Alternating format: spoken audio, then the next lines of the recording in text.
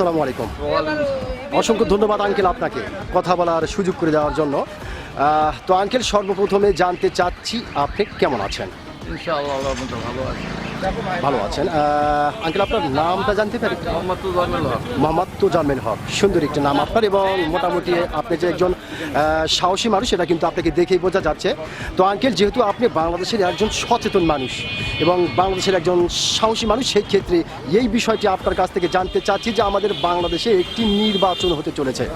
তো অনেকেই বলছে এই নির্বাচন আওয়ামী লীগ ছাড়া জায়েজ হবে না, আবার কেউ বলছে যে না, এই নির্বাচন গণতান্ত্রিকভাবে হচ্ছে, সুষ্ঠুভাবে হচ্ছে। তো আঙ্কেল, আপনি একজন সচেতন মানুষ এবং বাংলাদেশের একজন সাহসী মানুষ হিসাবে আপনার কাছ থেকে জানতে চাই যে আপনি কোনটা মনে করেন? আওয়ামী লীগ তো দেশ ছাড়া পালিয়ে গেছে। জি হ্যাঁ, জি জি। তো অনেকেই বলছে যে আওয়ামী লীগ দেশ ছেড়ে পালিয়ে গেছে, ঠিক আছে, তবে আওয়ামী লীগের নির্বাচনে আনাটা জরুরি ছিল। তো আসলে যার কারণে ওনারা বলছে যে এই নির্বাচনটা এই জন্য জায়েজ হচ্ছে না। তো আপনি আসলে কি বলতে চাচ্ছেন? যত কেস খাইতে আসে কি করবে, আসে তো গল্প করার জন্য। আচ্ছা আচ্ছা আচ্ছা আচ্ছা আচ্ছা। না, কথা যেটা মতভেদ তো, এটা মতের একটা আসে কি করবে? তার মানে আপনি যেটা বোঝাতে চাচ্ছেন যে উনি যদিও আসে, তো যত মামলার রায় বা মামলা হয়েছে আসে তো সেই জেলখানায় টাকা মতো ঢুকবে। ঢুকে যাবে। অসংখ্য ধন্যবাদ আপনাকে, খুব গুরুত্বপূর্ণ একটি কথা আপনি বলেছেন।